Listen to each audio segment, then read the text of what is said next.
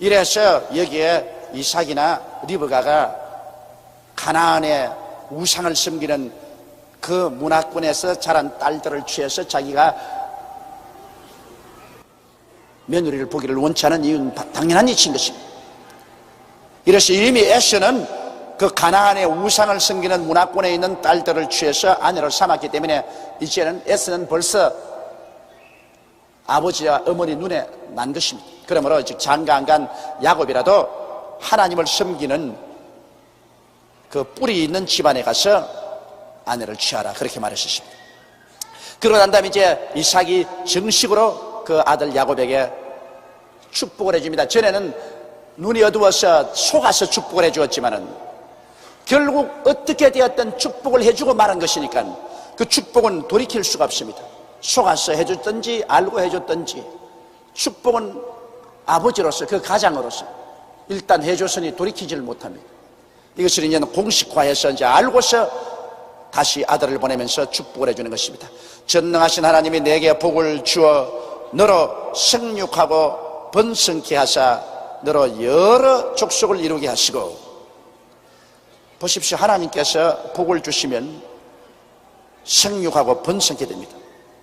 자손들도 다 잘 되고, 그리고 모든 일에 번성케 되는 것입니다. 그래서 너로 여러 족속을 이루게 하라, 그렇게 말했습니다. 여러분, 하나님께서는 우리의 복의 근원이기 때문에 우리가 하나님의 복을 받으면 선하고 하나님께 화를 받으면 망합니다. 그것은 개인도 그렇고 민족도 그렇습니다. 하나님께 복을 받지 아니하면 인간의 수단과 방법으로 아무리 이 세상에 복을 끌어모아 놓아도 그것이 복이 되지 못하고 그것이 저주가 됩니다. 예를 들어 말하면 여러분, 일본 같은 나라 보십시오. 일본은 우상천재의 나라입니다. 하나님을 믿지 않습니다. 그러나 개미처럼 일해가지고서 물질적으로는 오늘날 세계에서 가장 큰 부자가 되었지만은 일본의 그 가장 큰 부자가 된 그 재물이 오히려 그들에게는 큰 저주가 되었습니다. 그건 왜냐? 그 재물 때문에 절대로 하나님을 안 믿으려고 합니다. 그 세상에 재물이 많기 때문에 그 재물에 의지하고 하늘과 땅을 지으신 야훼 하나님을 의지하지 않냐고, 예수 그리스도의 복음의 계시를 일본은 받지 않습니다. 일본에 가서 문을 두들겨서 예수 믿게 하는 것이 얼마나 힘든지 모릅니다. 그것은 재물이 화가 되어가지고서 약대가 바늘기로 들어가는 것보다 더 힘들게 일본 민족이 구원받는 것은 그처럼 어렵게 됐습니다. 예수께서 부자가 천국에 들어가는 것은 약대가 바늘기로 들어가는 것보다 힘들다고 했는데, 예수 믿기 전에 인간의 힘으로 부자가 되어 놓으면 그것이 저주가 되어 가지고서 천국에 못 들어갑니다.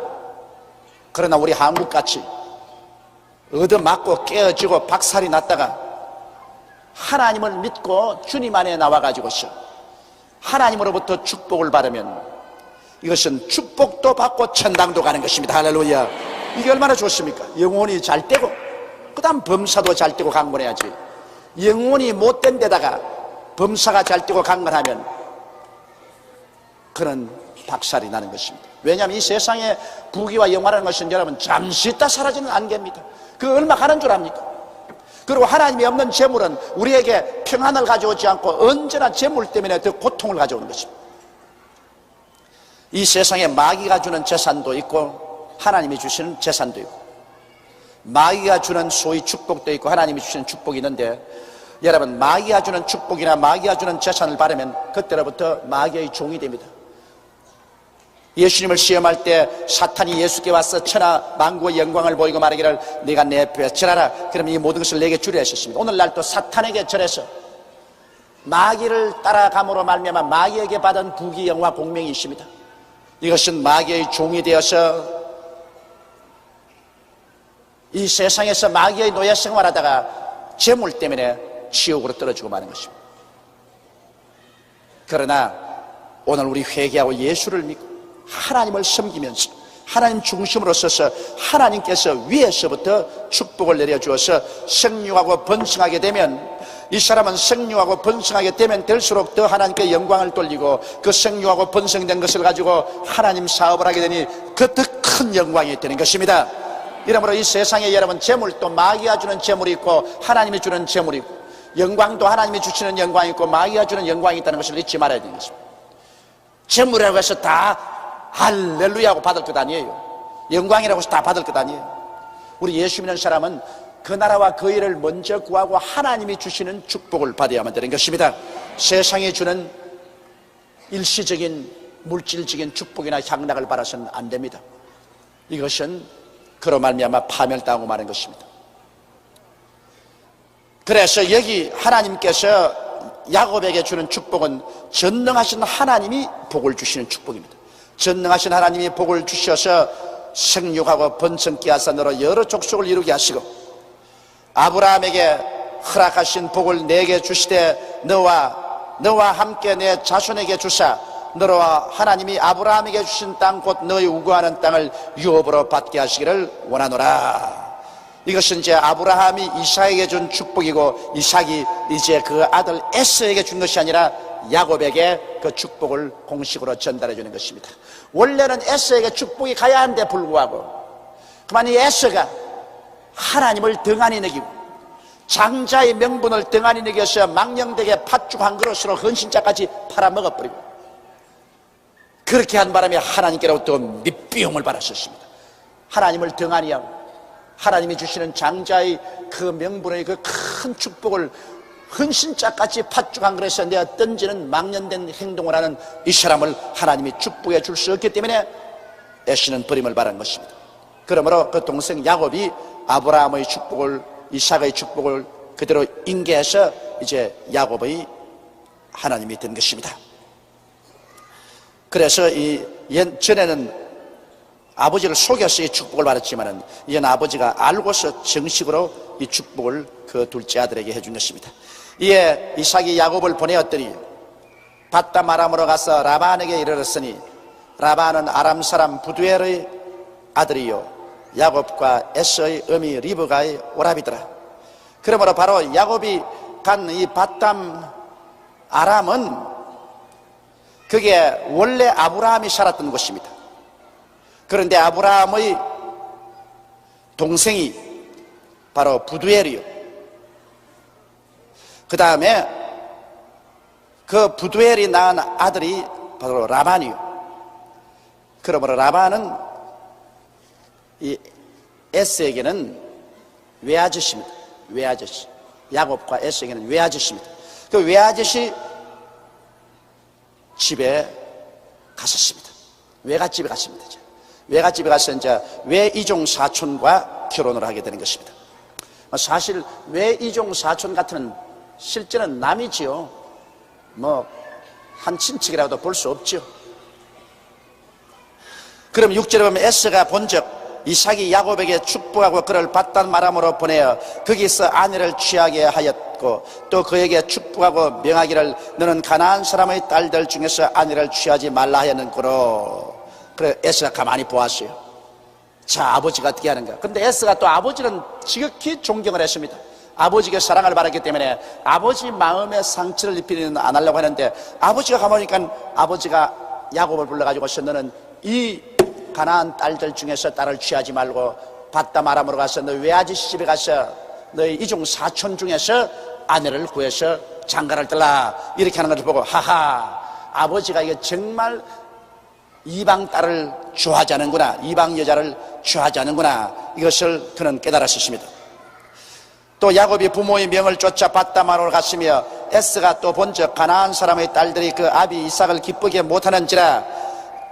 이에 에스가 이스마엘에게 가서 그 본처들 외에 아브라함의 아들 이스마엘의 딸이요 느바요스의 누이인 마할랏을 아내로 취하였더라. 그러니까 이 에스가 가만히 있으니까 우리 아버지가 이방 여자를 좋아하니까 안 되겠다. 그러면 아브라함의 첫 하갈에서 난 이스마엘의 딸 중에서 내가 아내를 취해야 되겠다. 그러면 아버지를 기쁘게 할 수 있다. 왜냐하면 아무래도 아브라함의 첩인 하갈과 그에서 난 이스마엘은 하나님을 섬기는 사람이니까 그 이스마엘의 딸 중에서 내가 아내를 취하자. 이래서 벌써 이삭은 이방 여자 중에서 아내를 둘이나 취했는데 거기에다가 또 이스마엘의 딸이요 느바요스의 누이인 마할랏을 아내로 취해서 아내를 셋이나 취하게 된 것입니다. 옛날 구약시대에는 한 남자가 여러 아내를 취하는 것을 하나님께서 이상적이라고는 하지 않았지만은 그러나 죄로서 벌하지는 않았었습니다. 10절에 야곱이 브엘세바에서 떠나 하란으로 향하여 가더니, 이제 야곱이 여행하는 과정을 설명하고 있습니다. 야곱이 저기 아버지 어머니가 계신 브엘세바에서 떠나서 옛날 그 조상 할아버지인 아브라함이 살았던 하란으로 향하여 가더니 한 곳에 이르러는 해가 진지라. 가다가 해가 지니까 거기서 유수 가려고 그곳에 한 돌을 취하여 베개하고 거기 누워 자르니, 돌 베개하고 잡니다. 그 옛날 목동들이 짐승을 치다가 해가 지면은 돌을 가다가 벼개로 삼고 잠을 자는 것은 보통 다 하는 일입니다. 그건 뭐 옛날에 야곱만 한 것이 아니라 우리도 어릴 때 덜해가지고 소목이 가다가 잠자면 그게 돌을 벽에 삼아서 잠을 잔지겠습니다. 근데 그것도 습관이 되니까 나중에는 벽에 베고는 잠이 안 와요. 우리 그 시골에서 잘 때는 목침이라고 해서 나무로 깎은 그런 벽에를 가지고서 잠을 잤거든요. 그런데 그 목침을 비고 자다가 나중에는 부드러운 벽에를 베니까 도저히 잠이 안 와요. 그 사람 습관은 이상합니다. 그러나 이제 요 사이는 또 목침 베라면 죽어도 못 베요. 그 딱딱한 목침을 베고 어떻게 자요? 그 옛날에는 이 원시 시대라 돌을 벽에로 해서 잠을 자는 사람들이 목동들 가운데는 많이 있었습니다. 그래서 그는 가다가 들에서 돌로 베개하고서 누워서 잠이 들었는데 꿈에 본적 사닥다리가 땅 위에 있었는데 그 꼭대기가 하늘에 닿았고 또 본적 하나님의 사자가 그 위에서 오르락내리락 하고, 하나님께서 우리에게 가장 정확한 계시를 줄 때는 언제나 꿈을 썼습니다. 환상으로도 하나님이 계시를 주셨지만 그러나 언제나 가장 정확한 계시는 하나님이 꿈을 통해서 줬습니다. 왜냐하면 사람이 잠잘 때는 이 외부적인 영향력을 미치지 않습니다. 눈에 아무것도 안 보지요. 귀에 안 들리지요. 온 마음이 다 조용하지요. 그러니까 아주 조용한 가운데 그 꿈속에 하나님께서 계시를 주는 것이 정확합니다. 왜 그러냐면 하나님의 아들 예수님이 태어날 것을 보여주실 때 요셉에게 꿈에 나타나서 요셉아 마리아 데려오기를 두려워하지 말라. 그에게 잉태된 것은 하나님의 성령으로 된 것이니 그 이름을 예수라 하라. 그렇게 계시는 것입니다. 하나님의 아들 예수님이 태어나는 그 가장 중요한 계시는 요셉에게 하나님이 환상으로 사용하지 않고 꿈에 그렇게 말하셨습니다.